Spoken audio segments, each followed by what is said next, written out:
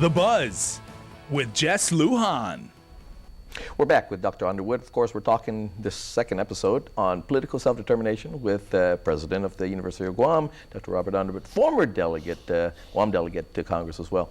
Doc, prior to going to break, you talked about the members of Congress who were members who you got to basically come and discuss this with about Guam's political self-determination. But and I've also heard you in previous times when you were in Congress, you said, you know, your job, I mean, constantly every day you're educating people about Guam. Right. I mean, it's never changing. There's always new members of Congress. By the time you're done, you have to go back and re-educate them as well as that. And they all have attention deficit. That's where they got that term, right? Yeah. Right. Anyway, so Doc, when how did they take to that then? How did they take to that again, our quest for political self-determination? I mean, the 25 members that you had obviously took to it, but the majority did not. Well, what happens is that there's two things. One is that they think, and this is our own fault as well, they think that when I'm talking about political status change, that it's really kind of just a request for more financial aid. So what is it that you really want? Do you want more money for something? No, we want to fundamentally change the relationship.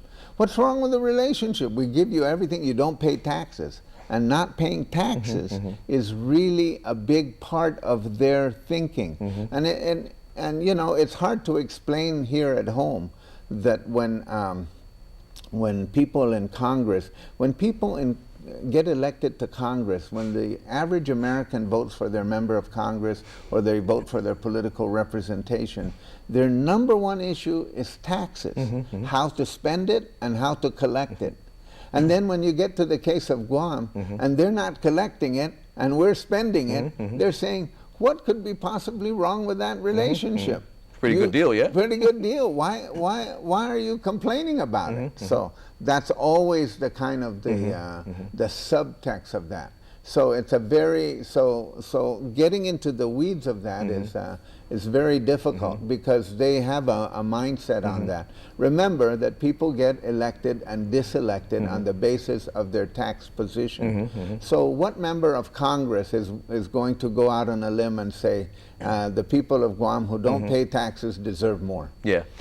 Now, Doc, you recently came back from D.C. You made a presentation, I think, Department of Interior, was it not? Right.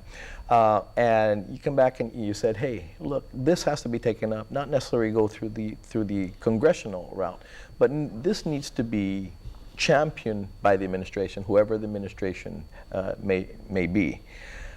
Now, of course, we've been courted. We're being courted now because there's a convention coming up, and a Guam vote may be crucial to whether it's Democrat or Republican. We're going to hear everything nice about Guam. Guam would be very important again. Guam #1. Okay, I've yet to hear anything in the national media how the front runners are talking about Guam and Guam's quest, whatever it may be. But again, as you said, taxes are very important, and us not paying taxes. What else do you want? You got a good deal. I mean, come on, what are you talking about? I mean, people here, they're paying taxes. You're not paying taxes there. Again, and you served in Congress. Were you voting at the time in committee? Yes. Yeah, you voted. Okay. Voted in committee. Yeah. But it's up to whoever the majority. The Republicans are the majority. Yeah. Right, Okay. Yeah. So majority decides what you can vote. Yeah. That being the case, it's really hard for you to promise your vote to somebody. That's right. And to help them come to your side because you're going to promise them a vote. It's hard to barter at this point. You know, in our position over there. So even if we go through the executive branch, they'll tell us what we want to now. But after the election, yeah, I think the executive branch route would be a broader route because every initiative that has passed relative to the territories was introduced by the executive. And the only time that anything has happened that we've tried, we tried with the Constitution, we tried with the Commonwealth Act, we tried to go through Congress. It's never going to come out. You know, the chances of it are pretty minimal. But the Organic Act, when you go back to all the changes that are happening, they were introduced with by the executive branch. So what I was proposing is that particularly the most affected island governments are American Samoa, the Virgin Islands, and Guam, is that their governors together write a position paper that asks the new president, whoever that may be, to end U.S. imperialism, end this legacy of imperialism by proposing a federal relations act that will respect self-determination and that will honor mutual consent, a kind of a third path away from where we're going now. Now, if President Trump or President Clinton introduces that, then it has the added juice of the administration. Right now, what the Department of Interior does, and you know, I have a lot of friends in Interior, and what the administration does is they say, we're waiting for the territories to tell us what they want before we take action. And so they use the division of the territories, and they use the inability of a territory to articulate a vision as a reason not to act, because, you know, so at the end of every administration, going back to the, George Herbert Walker Bush, to Bill Clinton, to the second Bush, to now Obama, every administration at the last 5 or 6 months of their administration will say, geez, what did we do for the territories? Oh, yeah. Let's have a forum. Let's issue a report. Let's do something. And that's what each one of them do. So it always comes at the end. What I'm proposing is, let's try to move it to the beginning. So, Doc, you helped fulfill Obama's quota then, that he did something. That he did something. Yeah, in a way you could say that. But I didn't, you know, I didn't praise the Obama administration. I just said, you know, this is not going to work. But it did do something. That forum did do something.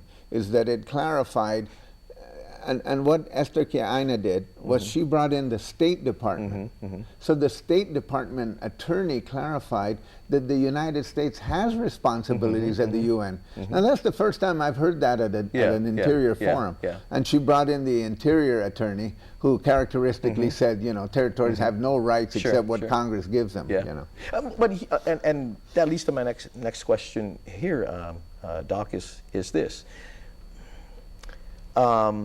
Obviously, the front runner. Well, we have one of the front runners as well in the Republican side. That's a constitutionalist. Right. Okay, we have Ted Cruz that's vying.